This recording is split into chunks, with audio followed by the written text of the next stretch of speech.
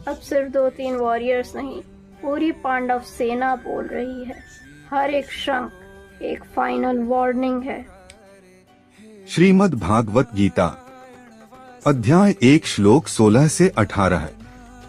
अनंत विजय राजा कुंती पुत्रो युधिष्ठिर नकुल सहदेवश्च सुघोषमणि पुष्पको 16 काश्यश्च परमेश्वास शिखंडी च महारथ धृष्टद्युम्नो विराटश्च सात्यकिश्चापराजितः 17 द्रुपदो द्रौपदेयाश्च सर्वशः पृथिवीप्ते सौभद्रश्च महाबाहुः शंखान दधमुः पृथक पृथक 18। सबसे पहले युधिष्ठिर जी अनंत विजय शंख बजाते हैं। नाम ही सब कुछ बोल रहा है।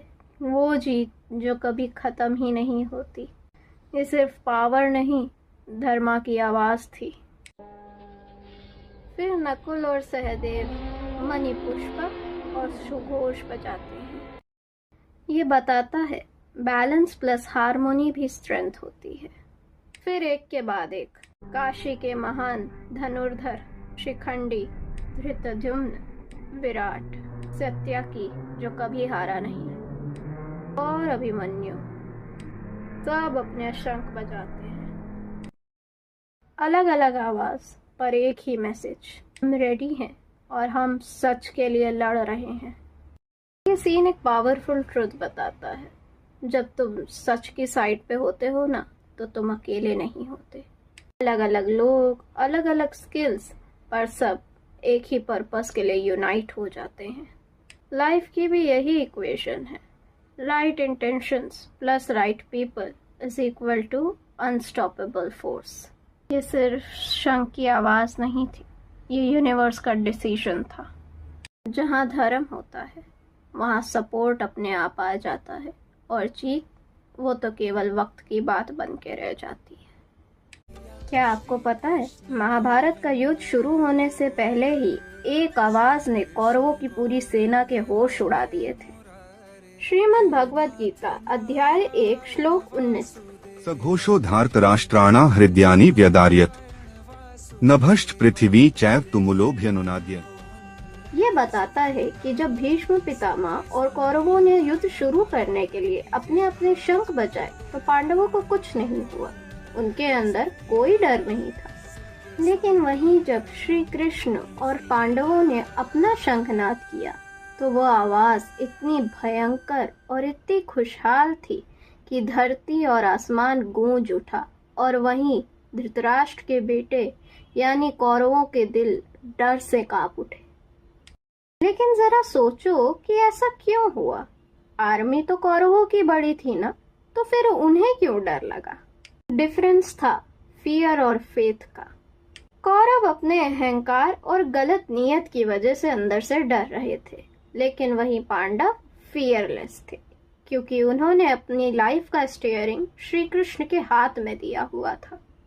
लाइफ का भी सबसे बड़ा लेसन यही है कि अगर आपकी नीयत अंदर से साफ है और आपका भरोसा ऊपर वाले पे है, तो आपको दुनिया की कोई बड़े से बड़ी मुश्किल या विपत्ति भी हरा नहीं सकती है।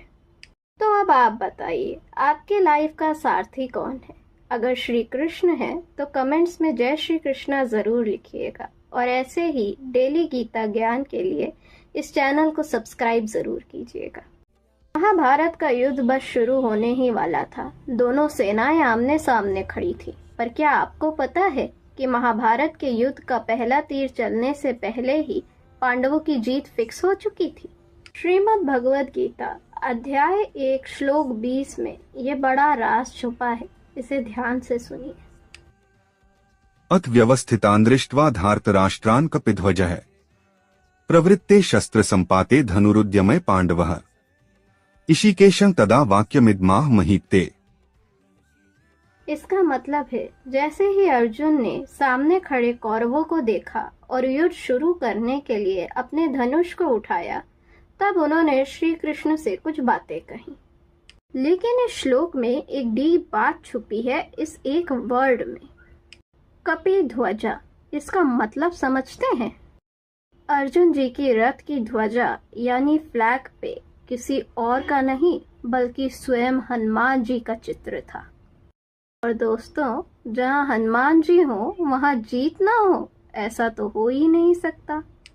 देखिए, त्रेता युग में हनुमान जी ने श्री राम की मदद की थी रावण को हराने में, और इस द्वापर युग में अर्जुन के रथ के सारथी कौन है? श्री कृष्ण, जो साक्षात भगवान श्री राम का ही तो स्वरूप है।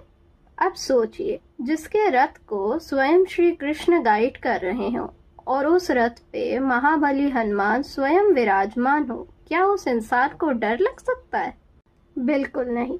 अर्जुन की जीत पे 100% मोहर लग चुकी है। लाइफ का भी यही लेसन है मेरे दोस्त, कि जब हमारा सारथी, हमारा गाइड ऊपर वाला बन जाते हैं, तो हनुमान जी के जैसी डिवाइन एनर्जी हमारी ढाल अपने आप बन जाती है, और ऐसे में हार का तो कोई स्कोप नहीं बचता। क्या आपको अर्जुन जी के इस रथ का फन फैक्ट पता था? अगर नहीं तो वीडियो को लाइक ज़रूर करें और कमेंट में लिख दें जय श्री कृष्ण।